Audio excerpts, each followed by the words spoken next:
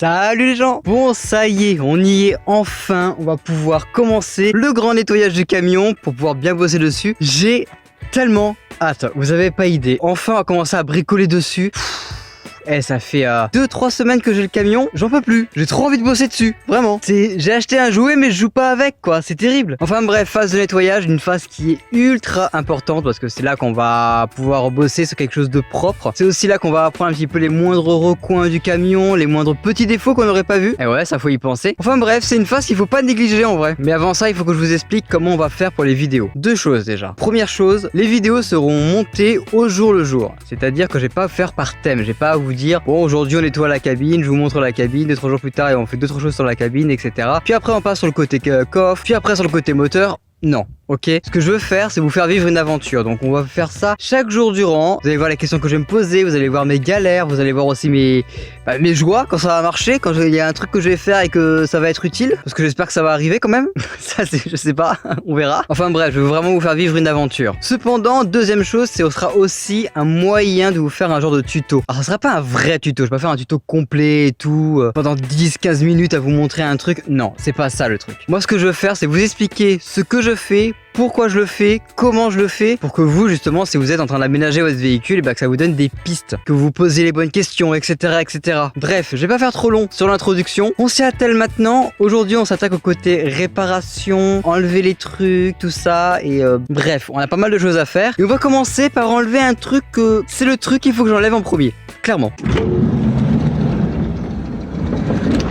Bon, j'espère que vous vous souvenez de ça du coup. Le fameux chiotte. Donc évidemment, première phase, on enlève les stickers qu'il y a sur le camion. Même s'il y a déjà beaucoup de stickers qui ont été enlevés. Hein, je sais pas pourquoi il a laissé ceci là. Ça fait plaisir d'avoir laissé le chiotte. Merci beaucoup. Bon, pour enlever un sticker, il n'y a pas 36 000 solutions. Soit vous prenez un sèche-cheveux et ça va un petit peu cuire le sticker, il va se décoller. Et après, vous l'enlevez directement à la main. Soit le sticker c'est très bien collé et à ce moment là faut y aller au décapeur thermique, un genre de sèche-cheveux avec des flammes quoi on va dire. Bon évidemment le décapeur thermique ne collez pas trop non plus à la tôle parce que sinon c'est c'est la peinture qui va partir quoi, c'est pas le but, c'est juste le sticker qu'on va enlever hein. Et sinon moi j'ai remarqué un truc, c'est que le sticker il peut se retirer assez facilement avec une petite raclette métallique. Donc c'est ce que je vais faire. Bon comme vous voyez on a déjà enlevé quelques stickers, il y a des marques, logique hein, c'est la marque de la colle, tout ça, de la saleté et tout ça. Ça tout simplement on va l'enlever au dissolvant. Bon allez c'est parti. On attaque les premiers travaux.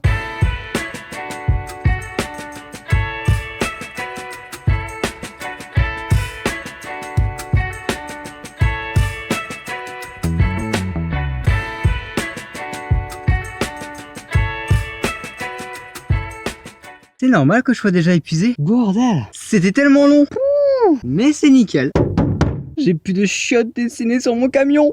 Yes! Bon ça c'est fait, je me demande si ça là je pourrais pas l'avoir au dissolvant. Je sais pas, ça c'est de la... Ça doit être de la colle mais ouais faut essayer.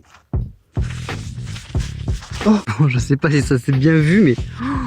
Ah mais même ça... Ok. Est-ce que vous vous souvenez de ça les gens? Oui, vous vous en souvenez, c'est la porte latérale. Deux trucs sur la porte latérale. Premier truc...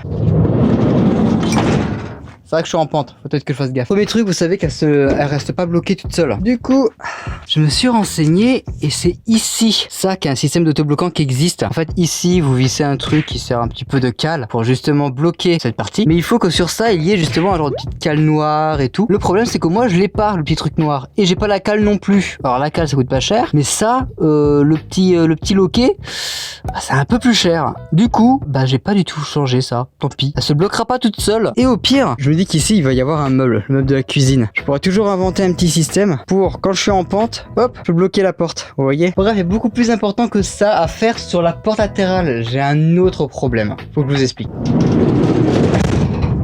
Bon, il faut que je vous montre un truc sur la porte qui est là. Parce que vu comme ça, elle a l'air nickel chrome, mais en vrai, là vous le voyez le problème. Là, regardez-moi ça. Oui, il y a du jour. Ça veut dire que la porte actuellement, au lieu qu'elle soit droite, elle est légèrement penchée comme ça. Ça veut dire que ça, c'est trop bas. Il faut remonter ce côté sans toucher à celui-là. Et là vous vous dites, ah mais c'est la catastrophe, la porte c'est foutu, elle est pas droite, faut changer toute la porte et tout. Non, pas du tout. Bon, pour vous la faire courte, vous voyez les poids de vis qui est là, ils sont en longueur, c'est un peu en forme d'olive et tout. Ce qu'il faut, c'est que je dévisse tout doucement les 3 vis qui sont là et que je surélève comme ça la porte. Et voilà, ça sera rééquilibré. Ça a l'air simple dit comme ça, mais je sais pas combien ça pèse une porte. Oh, on va bien voir.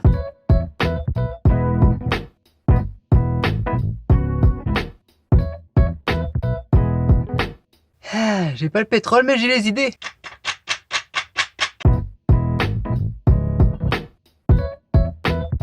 Là au moins le truc il est plaqué à fond au plus haut. Et bah voilà, il n'y a plus qu'à visser.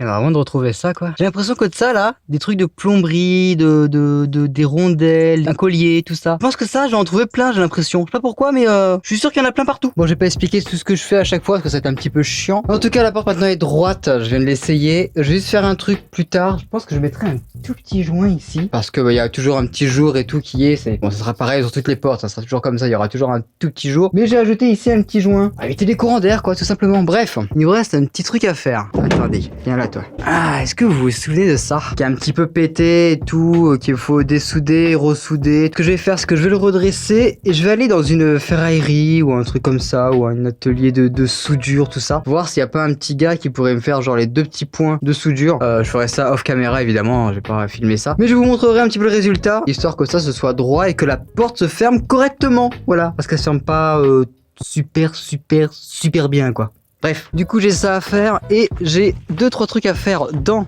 l'habitacle. Bon, comme vous le savez, j'ai passé l'aspirateur ici. Ce que je vais faire, c'est que ça, je vais le démonter. C'est 2 vis et tout, tous des petits trucs comme ça. Ça, je vais le démonter, ça aussi. Le nettoyer correctement. Refixer ça, là, qui a rien à faire comme ça, qui est censé être en dessous. Voilà, je vais refixer ça. Je vais essayer de refixer ça aussi correctement parce que c'est un peu bizarre comment ça vole là. C'est pas très logique, quoi. Bref, je continue de réparer 2-3 trucs et puis puis après, ça va certainement être la fin de journée, hein. Et ouais, parce qu'après, c'est la journée aspirateur. Il y a un truc que vous vous doutez bien, c'est que la journée aspirateur, bah, elle se fait pas dans la pampa, hein. Ah non, il n'y a pas d'électricité dans le camion, hein. Ça va être compliqué, hein. Donc, on verra ça demain. Qu'est-ce que c'est que ça? Mais non, mais il y a un stickers 11. C'est une blague? Il faut que je le dégage, lui aussi. Facile.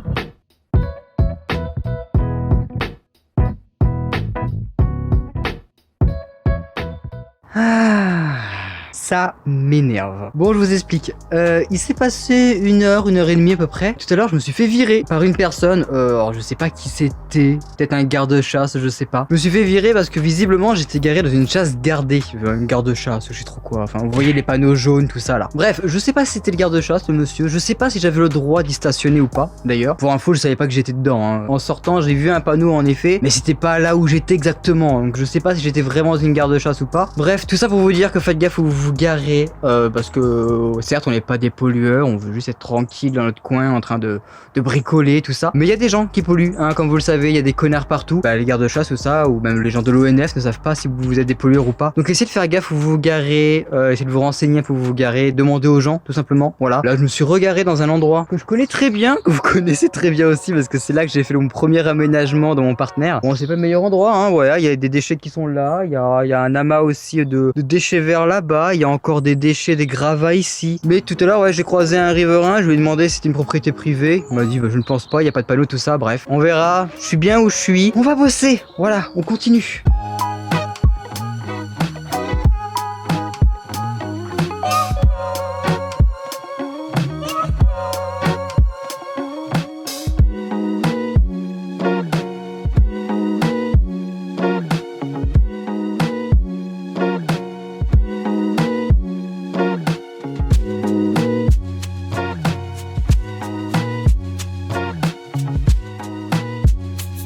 Bon, je sais pas si j'ai filmé ce qu'il fallait, parce que j'étais en train de filmer ça, que je démontais l'autre phare pour réparer ça. Sauf que je me suis rendu compte d'un truc. Mon phare que j'ai démonté était plein d'eau. On voit que c'est un petit peu... il manque un morceau quoi. Faut absolument que je répare ça. Bon, mon tube de silicone là.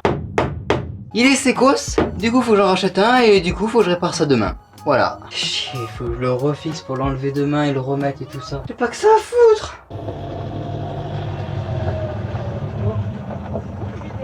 Hein? Non. Ça fait longtemps que t'es... Pardon? Hier il y avait que ça. Ouais, il y en avait 2 hier. J'étais là hier aussi. Ah, t'as là, il y a le bois. Non. Vous êtes un artisan, mais fiez-vous, hein. Ouais, je sais. Comme ça, vous relevez vos plaques, hein. Non, y a pas de souci, il y a aucun problème. Non, y a pas de souci. Bon. Bon, on est le jour 2 en vrai, hein. J'ai oublié de vous le dire, mais ça fait un petit temps qu'on est le jour 2. Il est 16h15. J'ai l'impression de ne pas avoir avancé. C'est affolant. Hier en plus, j'ai dû faire les courses pour acheter 2-3 trucs. En plus, je fais virer de l'endroit. Génial. Et aujourd'hui, on a affiné. Vous avez vu ce qui s'est passé, hein. J'ai absolument tout nettoyé. Je vais vous montrer en vrai, c'est plus intéressant. Bon, vous l'avez compris, j'ai enlevé tous les trucs à nettoyer. Pourquoi je les ai enlevés en fait? Tout simplement pour ça. Vous voyez le contour et tout qui est tout crade et tout. Ça me servira pour mieux nettoyer cette surface.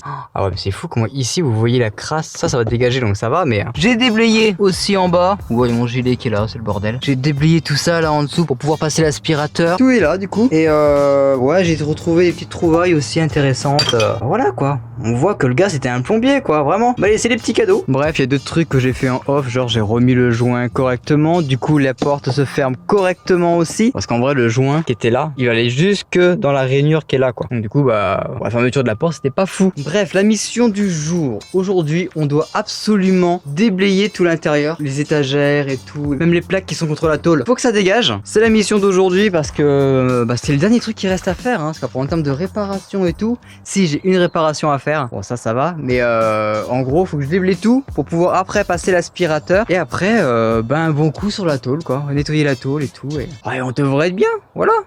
Ah oui, j'ai un petit problème aussi sur l'étagère. Vous allez vite comprendre que ça va être un petit peu long. J'ai pas de visseuse dévisseuse électrique pour le moment et j'ai que des tournevis. Et il a mis énormément de vis, c'est ça le pire. Regardez, pour vous montrer.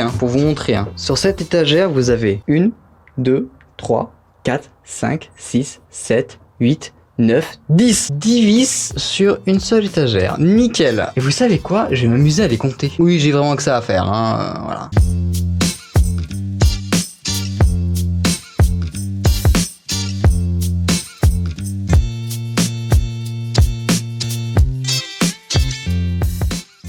Bon, c'est tellement long. J'ai l'impression que j'ai rien fait. Bref, on se retrouve demain. Allez, bonne nuit. Oh, jour 3. Et on est passé au gant gris parce que les gants orange... Ah, c'est bon, ça pète les yeux.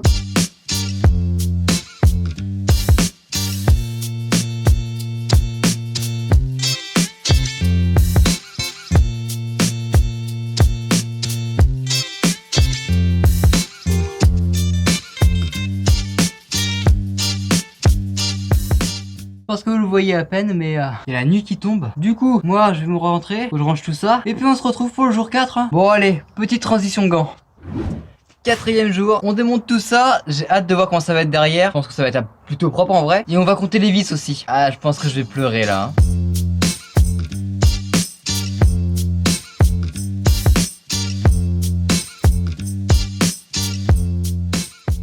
Bon, rien d'étonnant hein. C'est nickel, que des toiles d'araignée, un peu de poussière et on retrouve les gros tasseaux là. Ah je suis content, ça c'est nickel, vous avez pas idée hein. Parce que moi je vais remettre un petit tasseau dessus, un petit tasseau là et ça sera à niveau les deux. Bon, faut que je vous explique un truc. Chaque vis du plancher c'est une galère parce qu'elles sont trop vieilles en fait. Du coup, impossible que ça prenne. À chaque fois, je dois frotter à mort. Nettoyer les petites rainures de la vis au cas où il y a des impuretés pour pas avoir une bonne prise tu vois. Que ouais il y a de la pâte, tout ça, il y a de la merde quoi. Et du coup c'est de forcer comme intérêt pour débloquer la situation. Or, j'ai pas de prise du tout sur celle-là. Ah si j'ai de la prise, voilà.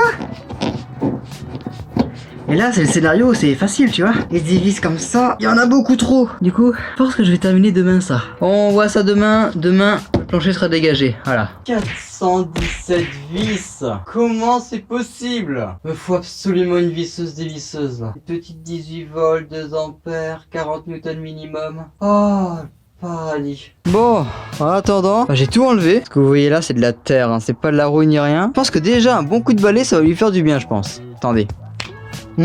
Pas trop mal pour un premier nettoyage. En attendant, c'est le dernier jour où il fait beau. J'ai quelques petits trucs à faire encore. Le nettoyage, ça peut attendre. Bon, j'ai pas beaucoup avancé pour être franc. J'ai enlevé la bande qui est là. Le fameux rebord, je l'ai enlevé parce que déjà il est crade. Faut que je le nettoie correctement. De deux, il y avait énormément de gravier à l'intérieur. Du coup, au moins, le sol, il sera clean là. Là, il sera nickel après. Faut vraiment nettoyer partout. Bref, sinon qu'est-ce que j'ai fait? Ah si, j'ai fait un truc. Bon, ça va vous paraître bizarre, mais je l'ai fait quand même. Regardez. En fait, ici, là où il y avait où il y a le cendrier, avant il n'y était pas. Ce morceau-là de cendrier était arraché, il était au sol, tout ça. Je l'ai reposé et en fait, il se clipse pas. Et ben, je l'ai glué. Voilà, je l'ai collé à la colle glue. Là, au moins, j'ai mon tableau de bord, il est complet et voilà, il est hors d'usage, mais au moins il est là, quoi. Bref, il y a un autre truc aussi que je devais faire parce que vous savez que demain il pleut.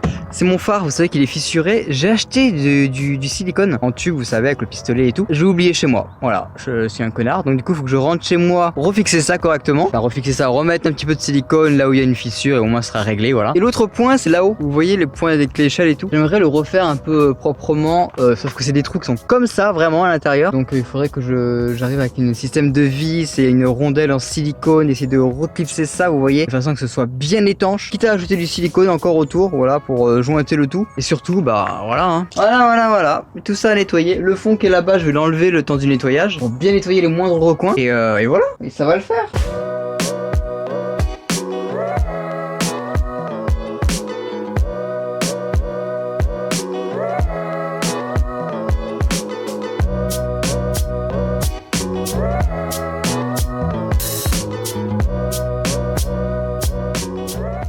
Bon, pour tous ceux qui se demandent, mais qu'est-ce que tu nettoies au juste parce que c'est pas trop visible? Eh ben, c'est juste ça. Ah si, vous le voyez. Voilà, il y a une fine pellicule là de gras, de tout ça. C'est ce que je nettoie. Plus tout ça là, ça va partir aussi facilement. Des petites toiles d'araignée. Bref, on a l'impression que je fais pas grand chose en nettoyant comme ça. Mais en vrai, je nettoie vraiment en profondeur le truc. Et on voit quand même la différence, quoi. Ça, c'est nettoyé. Ça, ça ne l'est pas. Oh ouais, la différence elle est flagrante, hein. Le tour de roue là. Et celui-ci. Oh là là.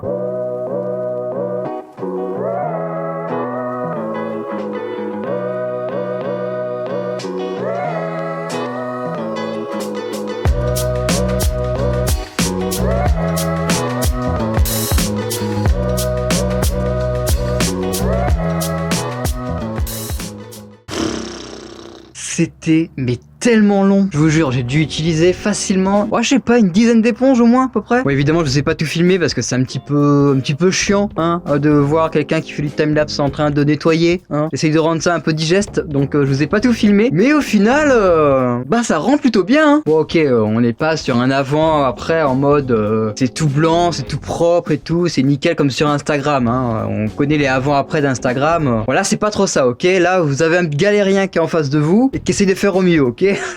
On est dans la vraie vie ici, tout simplement. Mais en vrai, ça rend bien, hein. En vrai, c'est plutôt propre, hein. Enfin bref, je vous avais dit que je vous donnerais quelques pro tips, notamment sur comment bien nettoyer la tôle. Alors, il y a différentes façons de nettoyer. Soit avec de l'eau et de l'huile de coude. Bon, c'est un petit peu compliqué à trouver en magasin, mais on finit par trouver. En gros, c'est ce que j'ai fait vu que c'était pas très sale. Sinon, vous pouvez nettoyer ça au cristaux de soude, au savon noir, au liquide vaisselle. Alors évidemment, avec tout ça, il faudra penser à bien rincer, parce qu'évidemment, là, on parle vraiment de la peinture d'un véhicule, hein. Donc, il y a de l'anti-rouille, il y a tout ça, donc faut pas user la peinture. Donc pensez bien à bien rincer. Et justement, on parle de la rouille. Il y a aussi différentes façons de nettoyer la rouille. Moi j'en ai eu aussi, hein. Un camion qui a 16 ans d'âge, il a forcément un petit peu de rouille quelque part. Moi personnellement je l'ai nettoyé au vinaigre blanc et au citron. Vinaigre blanc, alcool 8 à 10% et l'acidité du citron. Vous laissez agir pendant 24 heures et après vous frottez un bon coup et vous allez voir que la rouille va partir en moins de 2 et après vous allez vous retrouver avec le métal directement. Et justement, c'est un truc que je dois faire encore là. Pour le métal, il faut que je mette de l'anti-rouille parce que il faut pas oublier que le côté métallique de tout ça, c'est un petit peu les fondations de notre maison, vous voyez. Donc faut en prendre soin. Du coup, à tous les endroits où le métal est un petit peu à nu, il va falloir que j'applique un petit peu l'anti-rouille. Bon, sinon je vais vous montrer un petit peu ce que j'ai fait. On se reprend en caméra un peu immersive là, ça va être pas mal. Bon, déjà pour commencer, j'ai rebouché la tâche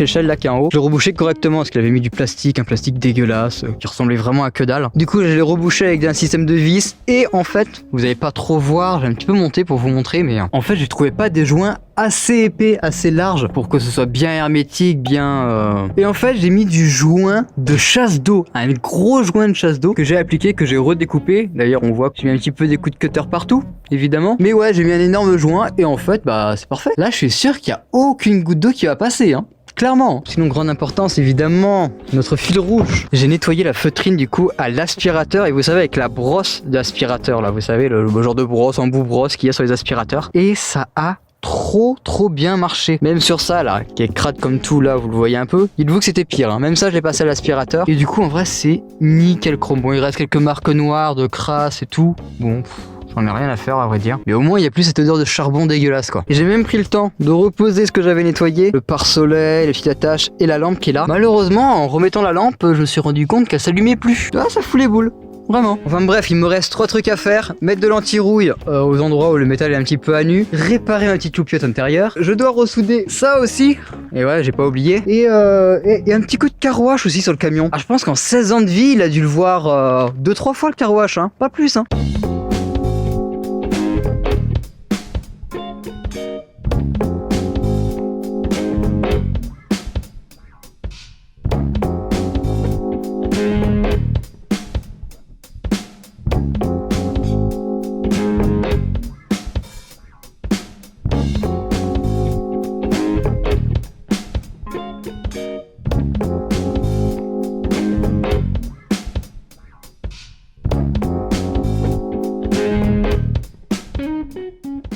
Bon bah ça y est, c'est terminé. Alors oui, vous le voyez certainement, le pansement qui est là. Faut savoir que quand j'ai appliqué l'anti-rouille, à force avec le pinceau et tout, ça frottait et j'ai réussi à me blesser avec un pinceau. Voilà, en fait j'ai senti la douleur, je me suis dit, ah c'est normal, avec un pinceau, ça appuie sur le doigt et tout, donc c'est normal que ça fasse un peu mal, tu vois. Sauf qu'au bout d'un moment, je me suis dit, ça c'est marrant, ça saigne, c'est bizarre. Donc en gros, je me suis blessé avec un pinceau. Voilà, très bizarre, je sais. Bref, en tout cas, l'anti-rouille, comme vous pouvez le voir, la porte par exemple est beaucoup plus blanche, ou même le tour de roue qui est juste là, il est beaucoup plus blanc qu'il n'était. Faut savoir que j'ai appliqué de l'anti-rouille blanche, donc vous n'êtes pas obligé. Ok, vous pouvez appliquer de l'anti-rouille translucide, c'est même beaucoup moins cher d'ailleurs. Moi je l'ai mis parce que pour deux choses. D'une, ça fait un peu plus propre visuellement, même si c'est des endroits qui vont être recouverts et tout. Mais je l'ai quand même pris blanc parce qu'au moins on voit où est-ce qu'on l'applique. Vous voyez? Du coup voilà, l'anti-rouille a été appliqué, pas partout hein, évidemment, juste aux endroits où il y a du métal qui était à nu, tout ça. Le sol par exemple est nickel, donc j'en ai pas mis. Sinon comme vous le savez, j'ai nettoyé au Karcher. Faut que je vous montre un truc. Parce que vous le savez, le camion en soi était pas si sale que ça, donc du coup mettre un petit coup de Karcher dessus c'était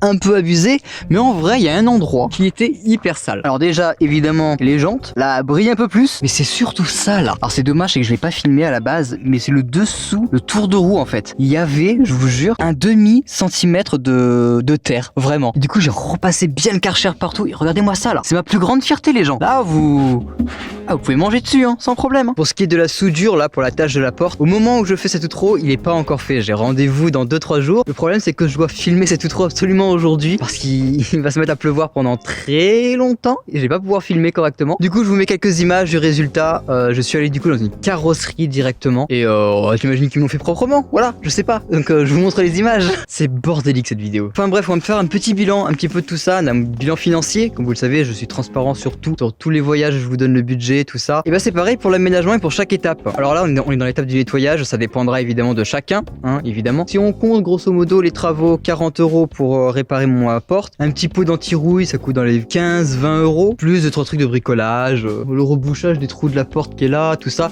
Bref, pour vous dire, moi j'en ai eu pour 60 € le tout. Pour un bon nettoyage de fond en comble, hein, vraiment partout. C'est pas vraiment très cher, à vrai dire. Donc, je pensais plus dans les 100 balles, un truc comme ça. Mais évidemment, ça dépendra de chacun. Enfin bref, on a enfin une base qui est saine. On va pouvoir travailler correctement dessus. J'ai vu quelques imperfections et tout que je vais devoir retravailler au fur et à mesure de l'aménagement. Ça, c'est très important. Mais bon, je suis content. Le camion, il est propre et c'est ça l'essentiel. Je sais pas combien de temps ça m'aura pris. J'ai l'impression que ça a pris 2 semaines, non? 15 jours? Putain, mais j'ai vraiment mis 3 plombs en vrai. Hein. C'est terrible. Bref, on arrive à la fin. J'espère que la vidéo vous aura plu, de suivre un petit peu l'avancement. La vidéo est longue. Je sais très bien, elle fait plus de 20 minutes, je suis déjà en train de faire le montage, je sais qu'on est à 22-23 minutes à peu près de vidéo. Mais c'est une véritable aventure qu'on vit ensemble et j'adore vous partager ça, vous le savez. C'est un petit peu notre bébé depuis le temps qu'on en parle, donc bon voilà, c'est la phase de nettoyage aussi, il y avait beaucoup de choses à faire, c'est pour ça. J'espère que les vidéos seront pas aussi longues parce que plus de 20 minutes ça fait vraiment long pour le coup. Bref, en tout cas j'espère que la vidéo vous a plu, n'hésitez pas à me le faire savoir comme d'habitude, hein. Vous pouvez vous abonner, vous pouvez liker, commenter la vidéo comme d'habitude. Et bah moi je vous dis peut-être semaine prochaine pour une nouvelle vidéo sur le camion. On va commencer le premier aménagement, vous allez voir, on va en parler, tout ça, bref. On se retrouve la semaine prochaine, ou dans tous les cas dans une prochaine vidéo. Allez, ciao.